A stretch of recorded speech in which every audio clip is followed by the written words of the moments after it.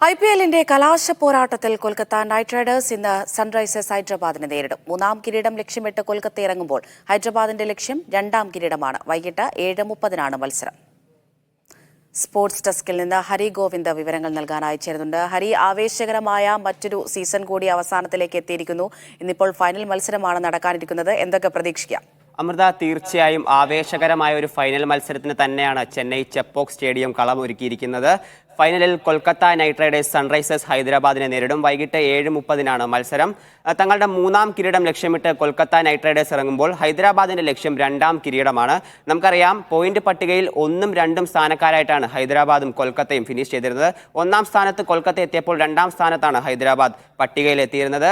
1ഉം 2ഉം സ്ഥാനത്തുള്ളവർ തന്നെ ഫൈനലിൽ എത്തുന്നു എന്നത് ആ ടീം എത്രത്തോളം കരുത്തരാണ് എന്ന് തെളിയിക്കുന്ന ഒരു കാര്യം തന്നെയാണ്. ആദ്യ ക്വാളിഫയറിൽ ഹൈദരാബാദിനെ തകർത്ത് ആധികാരികമായി തകർത്ത് ഫൈനലിൽ എത്താൻ സാധിച്ചു എന്നുള്ളത് കൊൽക്കത്തയ്ക്ക് വളരെയധികം ആത്മവിശ്വാസം പകരുന്ന കാര്യമാണ്. മറിച്ച് ഹൈദരാബാദ് കൊൽക്കത്തയോട് ഒരു തോൽവി വഴങ്ങിയെങ്കിലും അതിനൊരു മറുപടി പറയുക തന്നെയാവും ഹൈദരാബാദിന്റെ ലക്ഷ്യം. രണ്ട് ടീമുകളും കരുത്തരാണ്, സന്തുലിതമായ ടീമുകളാണ്. രണ്ട് ടീമിലും മികച്ച ബാറ്റർമാരും ബോളർമാരും ഓൾറൗണ്ടർമാരും ഉണ്ട്.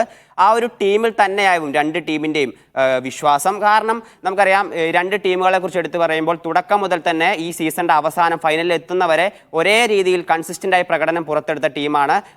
ആദ്യം മുതൽ തന്നെ വിജയിച്ച് തങ്ങളുടേതായ ഒരു സ്ഥാനം ഉറപ്പിച്ച് തന്നെയാണ് രണ്ട് ടീമുകളും ഫൈനലിലേക്ക് എത്തുന്നത്. നമ്മൾ രണ്ട് ടീമുകളെ പരിശോധിക്കുമ്പോൾ ഒരുപിടി മികവുറ്റ താരങ്ങളുണ്ട്. നമുക്ക് കൊൽക്കത്ത നൈറ്റ് റൈഡേഴ്സിൻ്റെ ടീമിനെ നമുക്ക് നോക്കാം.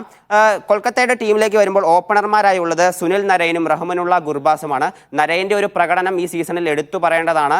റൺ വേട്ടക്കാരുടെ പട്ടികയിൽ വളരെ മുൻപിൽ തന്നെയാണ് നരൈൻ്റെ സ്ഥാനം. നരൈൻ്റെ ഒരു പ്രകടനം ഈ സീസണിൽ കൊൽക്കത്തയ്ക്ക് വളരെയധികം നിർണായകമായിട്ടുണ്ട് എന്ന് തന്നെ പറയാം. വെടിക്കെട്ട് ബാറ്റിംഗ് ആണ് നരൈൻ ആദ്യ സ്ഥാനത്ത് പുറത്തെടുക്കുന്നത്. നരൈനൊപ്പം ഇറങ്ങുന്നത് റഹ്മാനുള്ള ഗുർബാസാണ്. നമുക്കറിയാം, ഫിൽ സോൾട്ടാണ് കൊൽക്കത്തക്കായി ആദ്യ മത്സരങ്ങളിൽ ഇറങ്ങിയിരുന്നത്. എന്നാൽ T20 ടീം പ്രഖ്യാപിച്ചതിൻ്റെ അടിസ്ഥാനത്തിൽ സ്വന്തം ടീമിന് രാജ്യാന്തര ടീമിനൊപ്പം ചേരാനായി ഫിൽ സോൾട്ട് നാട്ടിലേക്ക് മടങ്ങിയിരുന്നു. അതിനുശേഷമാണ് ഗുർബാസിന് ടീമിൽ ഒരു അവസരം ലഭിക്കുന്നത്. ടീമിലെത്തിയ ശേഷം ഗുർബാസ് ഒരു ഭേദപ്പെട്ട പ്രകടനം തന്നെ പുറത്തെടുന്നു. അതുകൊണ്ട് തന്നെ ഓപ്പണിംഗിൽ നരൈനും ഗുർബാസും ഒരു മികച്ച പ്രകടനം പുറത്തെടുക്കുമെന്ന് തന്നെയാണ് കൊൽക്കത്ത പ്രതീക്ഷിക്കുന്നത്. വൺ ഡൗണിലേക്ക് വരുമ്പോൾ വെങ്കടേഷ് അയ്യറാണ് കൊൽക്കത്തക്കായി ഇറങ്ങുന്നത്. ഈ സീസൺ തുടക്കം മുതൽ തന്നെ ഒരേ രീതിയിൽ തന്നെ പെർഫോം ചെയ്യുന്ന താരമാണ് വെങ്കടേഷ് അയ്യർ. എല്ലാ മത്സരത്തിലും തൻ്റേതായ ഒരു പ്രകടനം കാഴ്ചവെക്കാൻ വെങ്കടേഷിന് സാധിച്ചിരുന്നു. ഒപ്പം ശ്രേയസ് അയ്യർ, ഒരു വിക്കറ്റ് നഷ്ടപ്പെട്ടാൽ പിന്നെയും ശ്രേയസ് അയ്യർ ഏറ്റവും മികവുറ്റ താരമാണ്. ഇന്ത്യക്ക് ഉൾപ്പെടെ മികച്ച പ്രകടനങ്ങൾ പുറത്തെടുത്തിട്ടുള്ള താരമാണ് ശ്രേയസ് അയ്യർ. ശ്രേയസ് അയ്യർ ഈ സീസണിൽ മികച്ച പ്രകടനം പുറത്തെടുക്കുന്നതും ക്യാപ്റ്റനാണ്. കൊൽക്കത്തയ്ക്ക് അത് വളരെയധികം ആശ്വാസം.